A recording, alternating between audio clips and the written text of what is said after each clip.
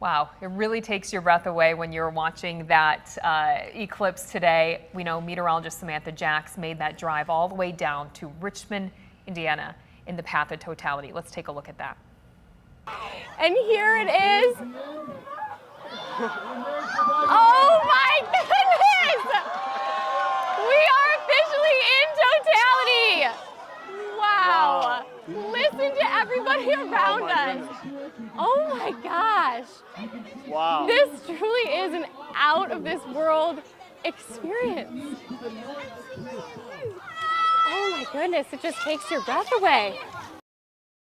Oh my. I mean, just crazy to see, even just all the way here in Grand Rapids. It was just awesome to see. And Sam is actually joining us right now. Sam, this was your first time seeing it in totality. What was it like for you? Oh, I wish that I could come up with the proper words, and I'm sure in due time I will. But here's the thing, we all know I'm a little bit of a science dork. This took it to the next level, something that truly I never thought the human eye could see or experience. You know, I talked a lot about how the sun is 400 times larger than the moon. And you start to think about the right optics that have to happen, the right timing, the right placement in order for that moon, which is so much smaller, to cover the surface of the sun. And I could go on and on and on for days, but in just the reactions around you, oh my goodness, truly breathtaking. I know you, Sam, you're loving this. And it's, you know, it's something that's really spectacular that doesn't happen, though, during every solar eclipse. Happened, though, this one. Can you tell us all about that, Sam? Yeah, okay, so here's the thing. I talked to several people after the eclipse occurred that have been to 1, 2, 3, 4, 5 total solar eclipses, and they said that this was the best one that they have seen and experienced because it had a very large magnified solar flare that came off the bottom edge of it. And while a lot of solar eclipses or total solar eclipses have these flares, apparently the size of this one was one of the largest that they have ever seen. On top of it, we could see those surrounding planets around the sun and the moon as well, and that was really, really fascinating. So it was exciting to hear that I got to see one of the best. That's awesome. Yeah, and Sam, I do got to ask, because you did talk about the temperature changing, and we felt it here in Grand Rapids. Talk a little bit about that for people who experienced that too. Yeah, absolutely. So we started off the total solar eclipse with the cement reading at about 76 degrees. And then during totality, we dropped down about 10 degrees. And this is a phenomenon that happens, right? We see it happen every single night. When it turns from day to night, the sun goes down, the temperature cools off. But it's jarring to experience it in such a short period of time. We were only in totality for about 3 minutes and 54 seconds. And just in that period of time, we saw that sharp temperature drop. Man, it's going to be something we're remembering for quite a long time. We'll come back to you later on, Sam. Thank you so much for joining us. And back here in Grand Rapids, we didn't see a full totality, but we got pretty close. People came out from across the area to watch. 13 Your Side's Josh Albertus is live at the Blandford Nature Center in Grand Rapids, where, Josh, it looked like the lawn was filled with people there today looking at that eclipse. What do people see there?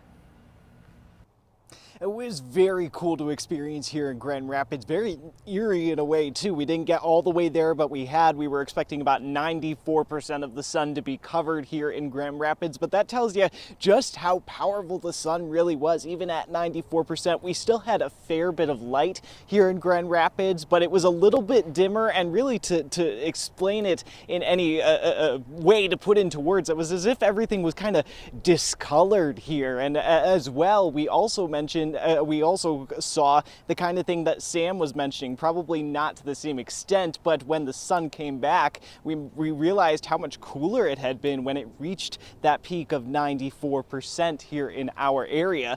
But there were people out here across the Highlands at Blandford. Organizers were really happy when we spoke to them earlier about the turnout that they had had for this viewing in an area where we're kind of engulfed in nature. Full view of the sky, not a cloud in sight at the time. So just a really cool place to view it.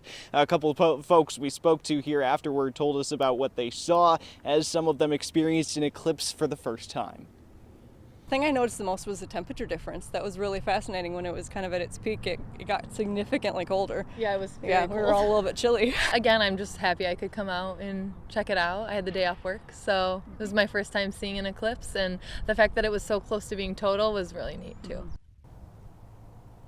In terms of the wildlife here in the open, I was hearing less in terms of, you know, birds and those kinds of things than I was when the sun was fully out. But those you just heard from, they said they were walking around some of those other areas here at Blandford closer to the tree lines and said they could still see the snakes, hear the birds and things like that. So I guess that's just the snakes and the birds saying the moon's got to try a little bit harder next time, but still very cool experience here in Grand Rapids this afternoon. We'll send it back to you.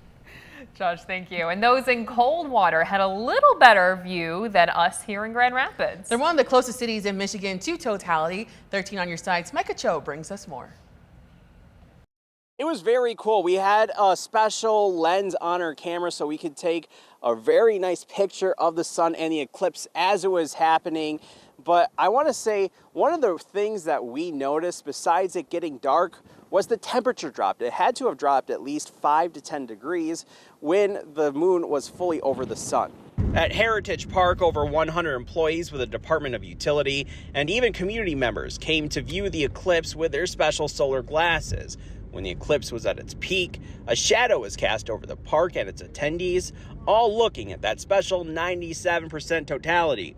With the next eclipse coming in 2044, high school history teacher Karen Kiss has been making it a talking point for her students to tell them just how really cool this is. The significance, how fortunate we are to be able to experience so much of it, and how rare it is that it will be another 20 years. So a lot of times they think like, it's okay if I miss it, I'll catch it next time. After talking with the city's public utilities director, he said they wanted to make sure that if the eclipse was going to be a distraction, they may as well celebrate it.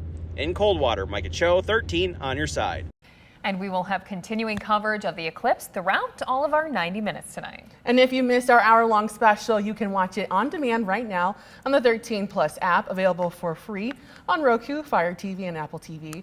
You can also see it on our website and our YouTube channel.